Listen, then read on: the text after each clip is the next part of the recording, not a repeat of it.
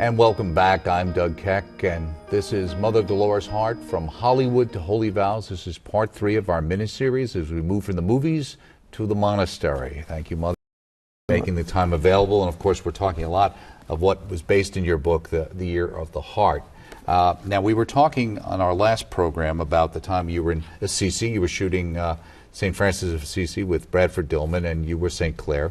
And at that time, did you get to meet the then Holy Father, John the 23rd? Yes, I knew Monsignor Carew, who later became a diplomat in the church in Japan. But at this time, he was a very important man in the Vatican. But in our talk, we just became friends. Right. And he said, "I want you to meet Pope John the 23rd. I think it would be so important." And I said, "Well, you'll have to arrange it." And he said, "I will." So we went into a room which was banked by lots of people, and he set me in the front row, and he said, "Don't worry, I'll work out something." Well, suddenly in comes Pope John, carried on, I don't know what they call it in, I don't remember, but 2 men behind, 2 men in front, carrying him on this podium. And he is enjoying this, just so happy with himself. And of course, at that moment, his right shoe falls off and tumbles underneath the seat. And 2 of the guards get down, and you see nothing but these very handsome rear ends. And he laughed. He thought that, and of course, I couldn't agree with him more. It was a very funny sit. So at that moment, Monsignor Carew said, "Now's the moment. Go." I said, "Now is just go and tell him who you are." So I walked over and I introduced myself. I said, "Your Excellency, Your Holy Father, my name is Dolores Hart, and I am here doing film, blah, blah, blah, blah, blah." And I stopped, not knowing where to go from there. And he looks at me and says, "No. Tu es Chiara." And I said, "No, I'm not Chiara. My name is Dolores." And he looked again and he says, "No, tu es Chiara. Is Chiara. For you is Chiara." And I didn't know how to get out of it, except I just rambled on about everything I could think of until my time sort of was over. And but when I went to sit down, I could. What was he saying to me? Because he would not get over the fact that I was supposed to be Chiara. And Claire. And when did it come clear to you what he was actually saying then? Well, when I started to leave, that's when Monsignor Carew said to me, "Do you think he's saying that you have a vocation?" And I said, "Well, he doesn't know anything about it." And he said, "But he's the Pope." And I said, "Well, that doesn't mean he knows my whole history." "Well, he has an insight, maybe." And I said, "Well, if he thinks that playing Claire means I want to be a nun, that's not why I played. I thought Claire it was a fantastic challenge to get into the heart, into the mind of a woman who was a saint. But that's only for a tiny bit." I said, "That's not calling to me, really, really." So I got a big fight with him. And so then when we went back home, that moment with the Holy Father, of course it was blown up and so on and so forth. And it made me all the more defensive and trying to say, well, why didn't I? Well, I was not challenged there. Why? And it wasn't until the next film we made. It was a film called Lisa. Yeah, kind of unusual film. Yes, right? Yes. A little different for you. Very different, because Right. I was to play a woman who had been in Auschwitz, in concentration camp, and was a victim of the Nazis by being a medical experiment. And it was such just a mind-blowing thing to know, because at 21, I didn't know that much about why the war, what was really the essence of the problem.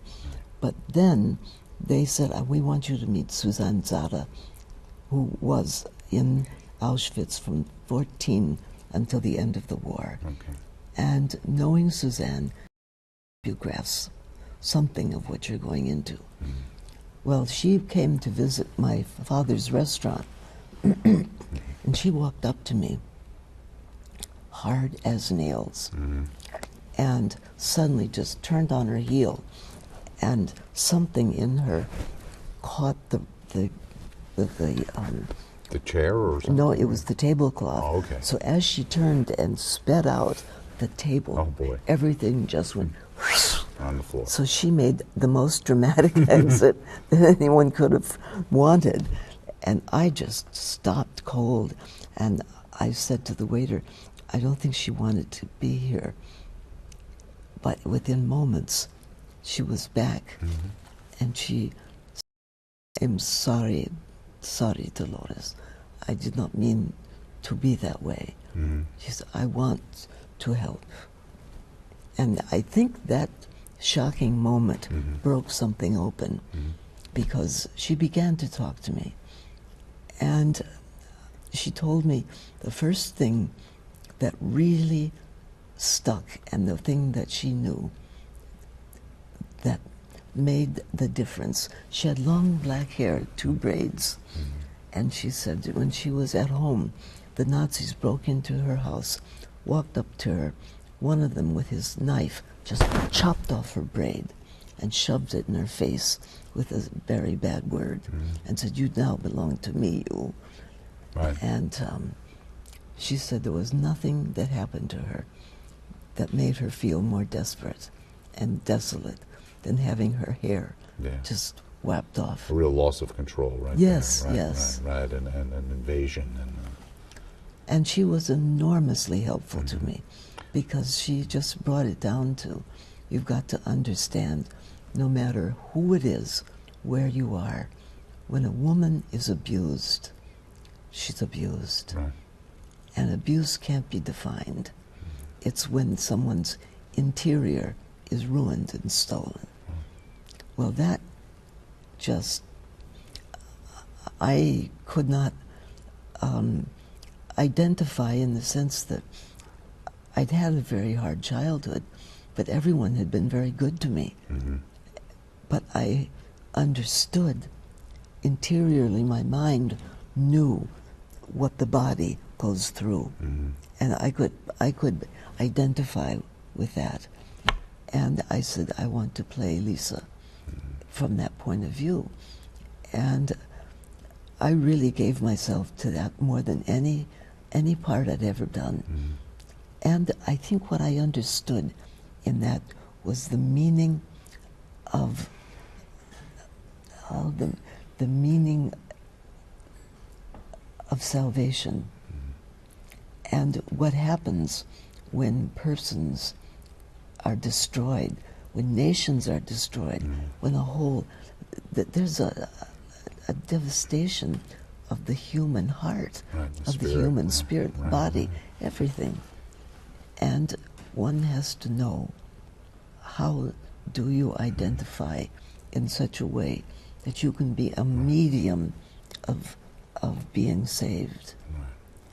Now, it's interesting, too, because at this point we've kind of moved past your early experiences with the monastery.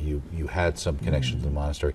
This was a big part of your journey. When had you actually first been going to the monastery, and how did you first get involved with? Well, I started in the monastery many years before. I did, not many, really. It seemed like 100 years, but I was...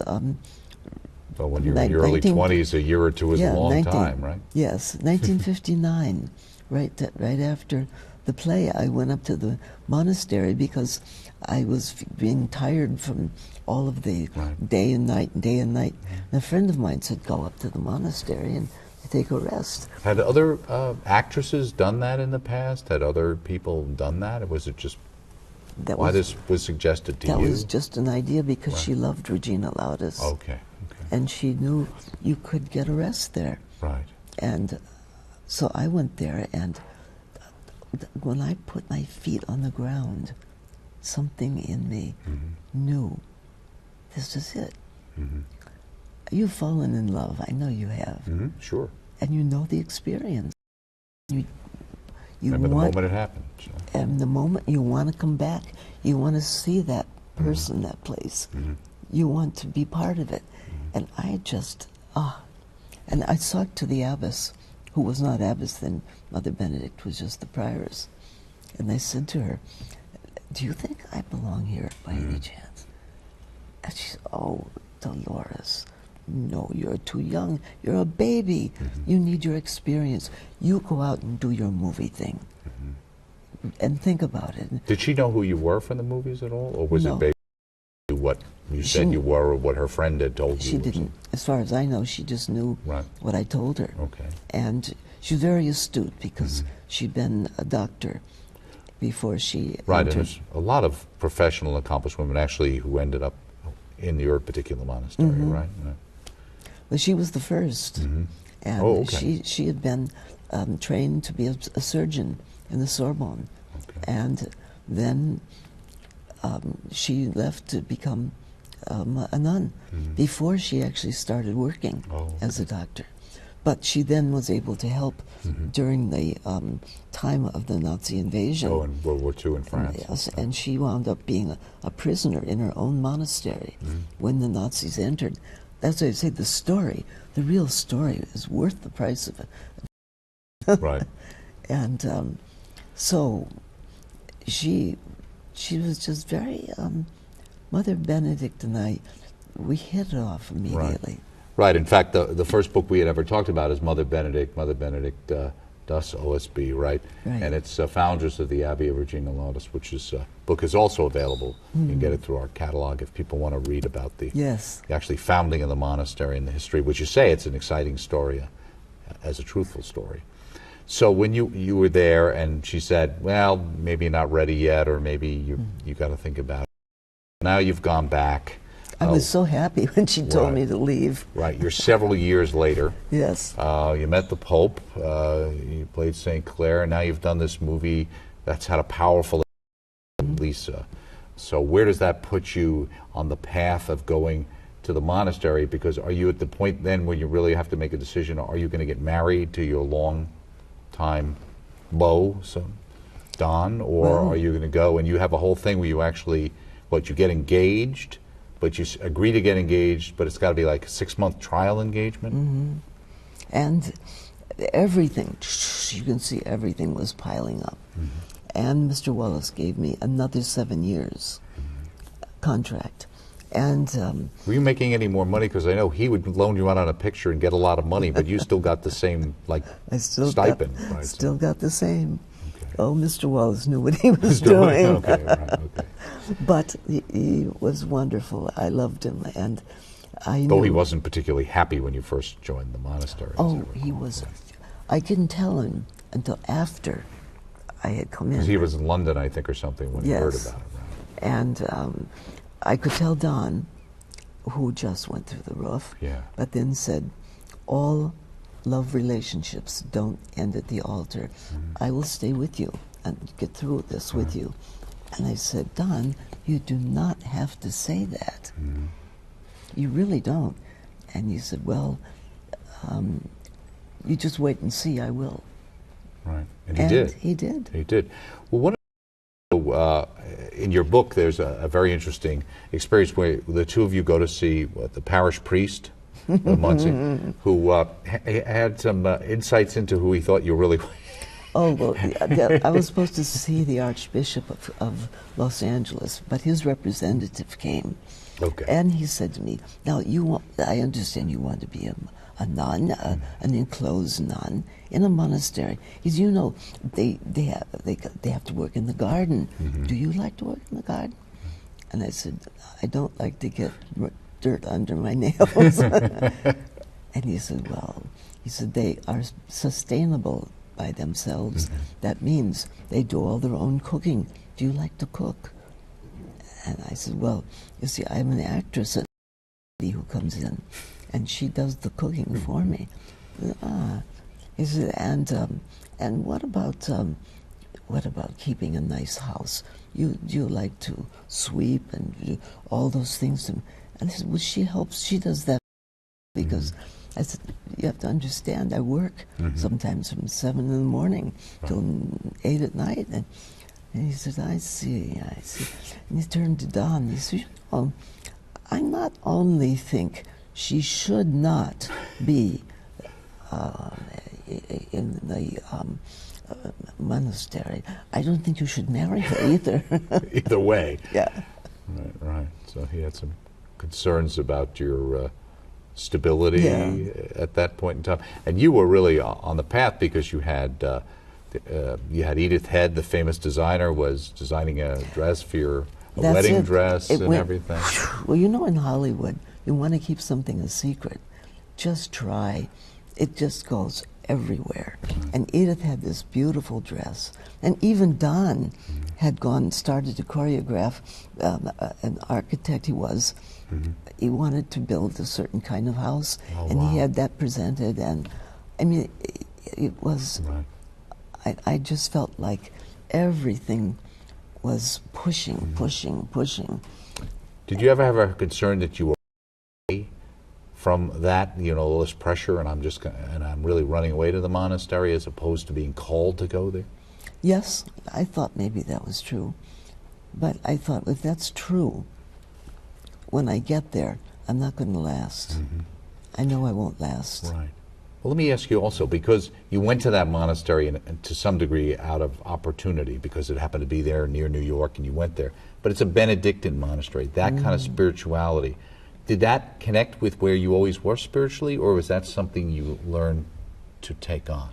Well, I knew about the Benedictines because when I did the movie of St. Clare, the whole relationship of St. Clare to the Benedictines made their stability, their way of thinking very evident, because they were the ones that really nurtured her and helped her to become who she was, because there was no Franciscans yet.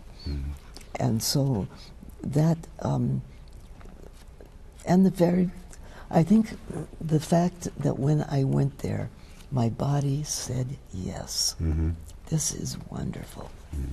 And I know that feeling, and I can always trust it in myself when I know I'm in the right place. In the past, with other decisions you had made and things you'd done. And my whole life. Right. In your book, The Ear of the Heart, chapter 21, "Star driven into nunnery by her love for Elvis" was the headline on the National Enquirer. You said, "I'm not leaving anyone or anything behind me. I am taking with me a full and grateful heart." You said that many of Dolores' friends and colleagues would soon receive the letters written during her final retreat, but they too felt an initial jolt. I did indeed. Harry Burnson, who was my agent, sent me a letter, and I opened it up, and all he said was, "Are you eating razor blades?" I wasn't sure what it meant, but it doesn't sound good. Didn't sound too good. And the other one was Hal Wallace, Wallace. Who, of all movies, he was shooting Beckett. Yes. So another Catholic connection of somebody who sacrificed everything for the church. But see, the translation, when it comes down to what you own, what you've done, you can't make it Catholic that easily. And it was 15 years before he finally acknowledged this is really what I was supposed to do. And it was through Martha Heyer, I think, the actress whom he married. Right, very beautiful actress as well. And so one of the things you talked about also, I remember from the book, was two things that struck me when you went there. One is that it's not supposed to be easy, that the Benedictine rule is you have to knock 3 times, right? In a sense, right. and that's what you had been doing to some degree. And even when the discussion about you coming in was, we knew you because you were fighting so hard against it. And that, in a sense, was the test that it was true. But you also said that formation is from forever to forever. So we're never really formed, we continue to be formed. That's right. And has that been your experience since you went there to find Jesus? It has. Because you had some tough years there, right? I did indeed, because I, first of all, felt like I had just been locked in a closet, forgotten. I mean, and the relationships with the sisters there wasn't encouraging, because they also wondered who was this kid. And Maria, my dear Maria, she asked to make my dress. That's Maria Cooper. Cooper, yes. Right. She, because I That's could Gary trust, Cooper's daughter. So, yes, right. I could trust her. Right. And she said, I can make your get your dress made, because you have a little time. Just send me your measurements and I'll get someone to do it. So, but just before I was ready to leave to go in, I got the box and I opened it. And the dress was made out of some shiny, soft silk material that glowed with inner certitude. Okay, so And I said, so you were radiating already. I thought, oh my gosh, when I put this on and go in there, I am going to look like such a jerk. And there was nothing I could do but to go through with it. And fortunately, it got dirty very quickly, and then I just refused to get it washed because there was nothing. But that was the irony of it, is the goodness was goodness, and you couldn't play with that, not even with the dress. If the dress was silk and it cost $500, what difference does that make if that was made by a person who loved you and wanted to be with you and wanted to show their acceptance? Right.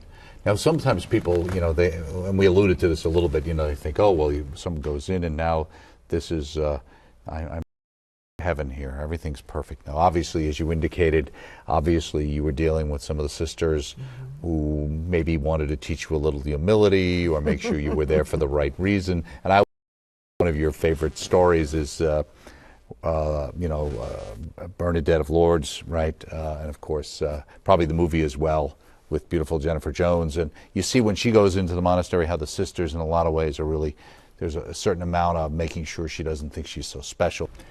And so you had the sisters there who maybe were trying to make sure you were there for the right reason and that you were getting a dose of humility, right? Right, and Sister David, who eventually became a very good friend and is now the abbess. Anyway, at that time, she came up to me and we wear a little Peter Pan collar over this dress. Oh, okay. I remember and those. there's no veil or anything. Right. So I said to her before we went into a meeting, I said, Mother, is my collar straight? And she looked at me pathetically and she said, oh, my dear, it doesn't matter in here, you know. Nobody really cares if your collar is on straight, so just relax. Right.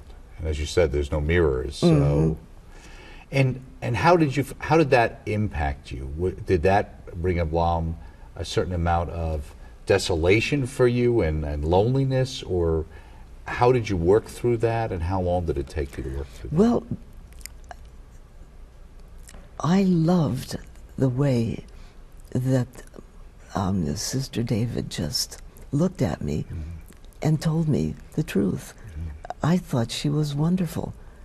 And rather than take the problem to myself, I began to find the reality in the other sisters, that I had really joined a good group. And I loved the fact that people said what they thought. And which is your style. yes. Right. But it didn't send me back. It sent me more into, oh boy, what more can I do to get into this? Again, I think I remember even in your book that singing Latin and things wasn't either on the top of your list or the easiest thing for you to do. No, I mean, I you can do failed. Italian quick. I got that, but I failed in high school. I failed Latin in college, and in the monastery also. I just couldn't get to it. But Right. I kept trying, Right. and that was for them. That Latin teacher, that worked. She said, if you keep working at it, eventually it will come. It'll come. So probably, maybe when I die, that won't be the thing that. So you won't be in one of the choirs. You Yeah. don't think that's where they're going to put you. But what was the exciting thing is, when I was little, I used to go around the house imitating Mario. Your Uncle Mario Yes. Alonso, right? Yeah. And my mother and my Aunt Betty, they laughed at me and just said, oh gosh, shut up. You sound like a hoot owl. Right. But in the monastery, Mother Benedict, when she heard me sing, she said, oh, you've got a good chant voice. And we can work with that. Okay. And now come and learn to do this. Right. And that was the difference. That if somebody throws you a crumb, That encouragement. you'll die for it Right, if exactly. you're hungry. Especially when you know it's true. Yes. And it's not just something being told. Let me ask you just before we go, because believe it or not, we're out of time, which is, what would you say to someone out there today in the sense of, on twofold? One is, if they feel a call to the religious life, how should they respond? And also, if you were giving advice to somebody who might be going into the show business, as they say, what would you say to a young person today? Well, if they're going into a monastery or a place, I would just ask, do you know any real people? Are you relating to the incarnation of this place? Because it's only through an incarnational love that you will ever be satisfied. And it's almost the same if a person is going into Hollywood. The chance of getting there is, Right. you've got to believe that you've got something to offer. Right. Patricia Neal used to say, no matter what jobs I lost, I always thought it was their problem, not mine. And thank you so much, Mother, for your determination. Thank you. And thank you for staying with us on our three-part miniseries, Mother Dolores Hart, From Hollywood to Holy Vows. Two things to mention: Ear of the Heart, a wonderful book about Mother's life, and also the book on Mother Benedict and the founding of the monastery, both available through the EWTN Religious Catalog. I'm Doug Keck. Thank you for joining us.